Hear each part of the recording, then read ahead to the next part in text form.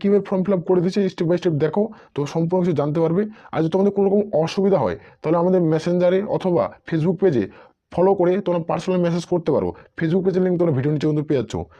এখানে full name, যে candidate application করবে তার এখানে ফুল নেম বসাবে। তো নামটা বসানোর পর এখানে তোমাদের ডিউবি চুজ করতে হবে, তোমাদের এখানে জন্ম তারিখ এখানে বসাতে হবে। তো এখানে যখন তুমি ক্লিক করবে তোমাদের ডিউবি কিন্তু পেজ ওপেন হয়ে যাবে। এখানে জেন্ডার, তুমি মেল না ফিমেল, তো এখানে তোমাদের জেন্ডার চুজ করতে হচ্ছে। তুমি যদি মেল হয় তো মেল দেবে, আর ফিমেল হলে ফিমেল, যেহেতু তোমরা প্রত্যেকে আবেদন কিন্তু করতে পারছো। তো আমি সম্পূর্ণ দেখে দিচ্ছি। আবার তোমাদের ডিউবি চাওয়া হয়েছে, এখানে আবার তুমি ডিউবিটা এখানে সিলেক্ট করে নেবে। সিলেক্ট করার পর দেখতে পাচ্ছ তোমার ন্যাশনালিটি, এখানে প্রত্যেকে ইন্ডিয়া সিলেক্ট করবে।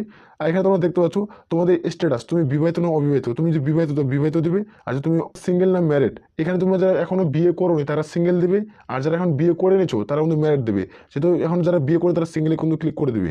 আর এখানে তো চয়েস হচ্ছে তোমাদের ইমেল আইডি, এখানে তোমরা প্রত্যেকে ইমেল দিবে, যে ইমেল দিবে সেই ইমেলের জন্য ওটিপি এবং মেসেজ আসে ইন্টারভিউর জন্য।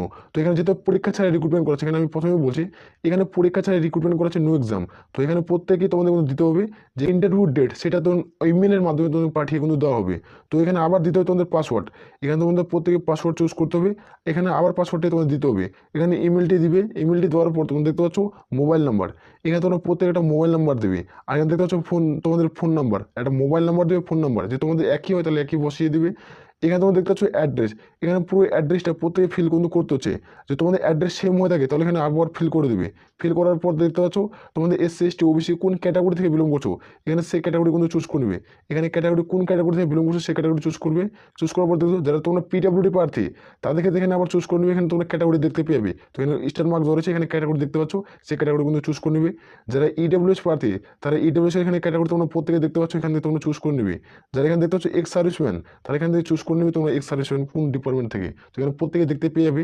আর এখানে তোমাদের চাওয়া হয়েছে দেখতে পাচ্ছ তোমাদের ফটো, এখানে প্রত্যেকে পাসপোর্ট সাইজের, এখানে 2 MB তোমাদের সাইজ করতে হবে। এখানে 2 MB সাইজ করতে তোমাদের জিপিজি পিডিএফে তোমাদের আপলোড কিন্তু করতে হবে। এখানে তোমাদের ফটো, তো ফটো আপলোড করার পর এখানে দেখতে পাচ্ছ এখানে তোমাদের চেক মার্ক রয়েছে, এই চেক মার্কে তোমরা যখন ক্লিক করবে, ক্লিক করার পর এখানে তুমি সাবমিট বাটনে ক্লিক করবে। সাবমিট বাটনে ক্লিক করলে তোমাদের সাকসেসফুল দেখাবে।